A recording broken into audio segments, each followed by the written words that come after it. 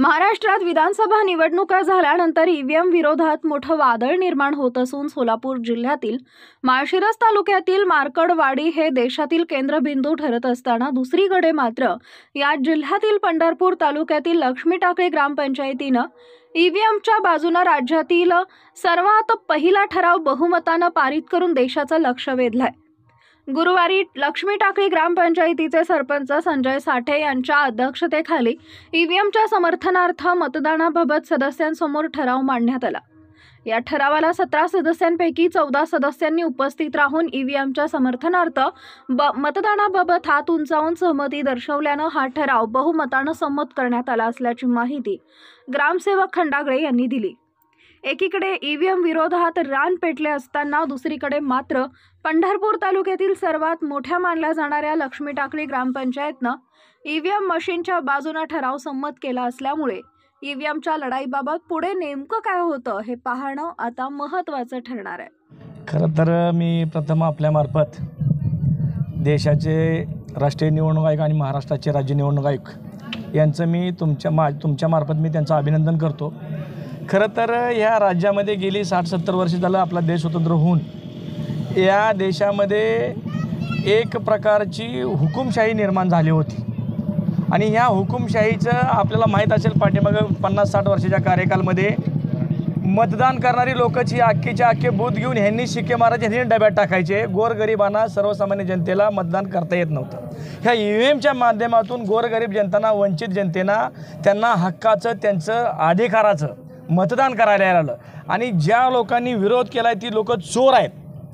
ज्या लोकांनी अखंड महाराष्ट्र स्वतंत्र झाल्यापासून आज तगायत एक हुकुमशाही निर्माण केली, एक घराणीशाही निर्माण केली आणि ह्या लोकांनी अख्खेच्या अख्खे बूथ ताब्यात घेऊन ह्यांची गुंडागर्दी करून हेच लोक ह्यांचे पॅड घ्यायचे, शिक्के घ्यायचे आणि मतपत्रिका डुप्लिकेट तयार करून हेच लोक त्यांचे बॉडीगार्ड लावून तुम्ही वारंवार ह्याच्या पाठीमधले 20 वर्षाच्या पाठीमधले TV चॅनल पत्रकारांचं बघितलं असेल तर ह्यांनी अक्षरशः लोकांना, गोरगरीब जनतेला मतदानाला जीव देत नव्हते। वंचित लोकांना येऊ देत नव्हते, हरिजन लोकांना, दलित लोकांना, दिव्यांग लोकांना मतदानाला सुद्धा येऊ देत। कारण का राज्य शासनाने, भारत सरकारने जी ही ईव्हीएमची पद्धत गेली 15 वर्ष 12 वर्षापासून जी अवलंबली आहे त्यामुळे गोरगरीब जनतेला, दलित जनतेला, वंचित जनतेला त्यांच्या मतदानाचा पूर्ण लोकशाहीचा अधिकार ह्या ईव्हीएममुळे दाखवता आला, करता आला।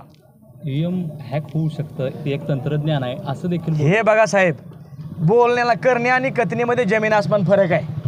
याच्यामध्ये आपल्या जिल्ह्याचे सन्माननीय जिल्हा अधिकारी महोदय आशीर्वाद कुमार साहेबांनी व्यवस्थित सुसूत्रितपणाने सांगितलेलं आहे। मुळात ईव्हीएम मशीन तुम्हाला हॅक करता येत नाही आहे, त्याला कुठलाही डिव्हाइस नाही आहे, त्याला ब्लूटूथ नेटचं कनेक्शन देता येत नाही। ज्या वेळेस तुम्ही त्यांच्यामध्ये त्यांचं टेक्निकल चेकिंगमध्ये फर्स्ट चेकिंग, सेकंड चेकिंग आणि थर्ड चेकिंगमध्ये ज्या वेळेस आपण ती मशीन चेक करतो, मॉकपॉल घेतो, त्यावेळेस उभा राहिलेल्या लोकप्रतिनिधीचे प्रतिनिधी नेमलेले असतात तिथं। त्यामुळं ती मशीन हॅक होणं ही कारण नाचताही ना अंगणवाकड आहे।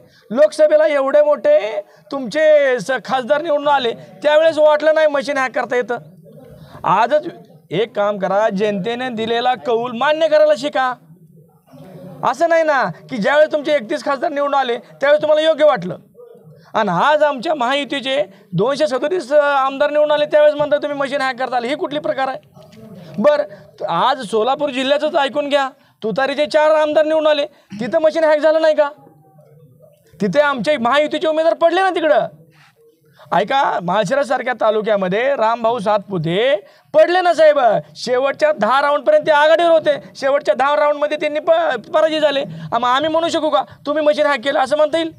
तर यामध्ये जिल्हा अधिकारी महोदय, कलेक्टर महोदय, BDO ह्या प्रशासनाने एवढं सुंदर काम केलं आणि ही निवडणूक प्रक्रिया राज्याची एवढी सुंदर म्हणजे एवढे प्रशासनाने एवढा सुंदर कारभार केला, नीपणे, पक्षपाती आणि अगदी स्वच्छ सुंदर धुतलेल्या तांदळासारखा तो पारदर्शक पद्धतीनं निवडणूक झाल्या आणि खऱ्या जनतेला लोकशाहीचा अधिकार प्राप्त झाला या ईव्हीएमद्वारे। जे सभागृहामध्ये सन्माननीय सदस्य, माझ्या सभागृहाचे जेवढे बी सन्माननीय सदस्य ह्या मीटिंगला उपस्थित होते त्या सर्वांनी एकमुखाने हा ठराव मंजूर केला, एकमुखाने मंजूर केला।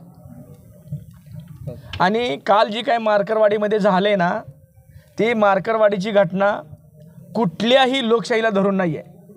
ही लोक दहशत निर्माण करणारी लोक आज ईव्हीएमच्या विरोधात, कारण का त्यांचा जे 2 नंबर करायचा जो उद्देश आहे ना तो साध्य होत नाही आहे।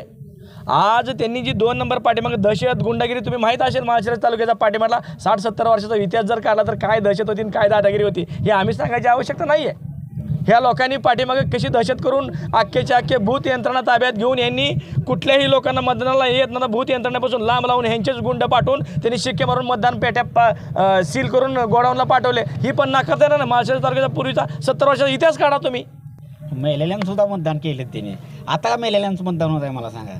जी मृत व्यक्ती अहो, हे झाले त्यांचं मतदान घ्या. आणि साहेब एक ज्या वेळेस तुम्ही मतदान केंद्रामध्ये जाता त्यावेळेस तुम्हाला तिथं 4 टेबल बसलेले असतात. तुम्हाला गेल्या वेळेस तुमचं आधार कार्ड म्हणून तुम्ही तीच व्यक्ती आहे का नाही म्हणून व्हेरीफाय केली जाते. तुमचे तिकडे काउंटर सिग्नेचर घेतला जातो. नंतर सेकंड काउंटरला तुमच्या बोटाला शाई लावली जाते. नंतर तिकडे तुमचं मतदार यादीमध्ये नाव आहे का नाही तो व्यक्ती हाच आहे का म्हणून चेक केला जातो. आणि नंतर आपण ॲक्च्युली मतदान करायला जातो. आणि मतदान करत असताना जी हार्ड कॉपी म्हणजे मॅन्युअली जी तिकडं आपण एक फॉर्मॅट लिहितो. मला सांगा मी मतदान केलं. मी बूथ क्रमांक 38मध्ये मतदान केलं. माझा अनुक्रम नंबर 252 होता. मग मला वाटतंय EVM हॅक करता येतं तर त्या शासनाकडे एक हार्ड कॉपी आहे ना सबमिट केलेली तिकडं. जी माणसाने लिहिलेली हाताने लिहिलेली जी कॉपी आहे ना तुम्ही चेक करा. मी ज्यावेळेस माझं बटन दाबलं मी कमळाला मतदान केलं. कमळाचं VVPॅड मला दिसलं. बरं त्या VVPॅड जेवढ्या आहेत त्याचा हार्ड डाटा पण इकडं आहे ना. त्याच भूत यंत्रणेमध्ये हा डाटा आहे साहेब. तुम्ही एक काम करा हॅक करता येतं. हॅक काय करता मतदान जास्त झालं तुमच्याकडे हार्ड कॉपी आहे. हार्ड कॉपीला टोटल वोटिंग त्या बूथमध्ये किती झालं आणि VVPॅड चेक करा. दूध का दूध आणि पाणी का पाणी होऊन जाईल. असं एवढ्या मोठ्या टेक्निकल यंत्रणेला चॅलेंज करणं नॉन टेक्निकल लोकांनी चॅलेंज करू नये. टेक्निकली त्यांनी ती ट्रू करून दाखवावं सिद्ध करून दाखवावं आणि मग त्यांनी सांगावं की आम्ही सिद्ध केलं आम्ही आता राजीनामा देतो बॅलेट पेपर. त्या दिवशी आम्ही सुद्धा त्यांच्या समर्थात आणखीन एक पुन्हा एकदा ठराव करू अशी पण तुमच्या मार्फत मी त्यांना चॅलेंज देतो.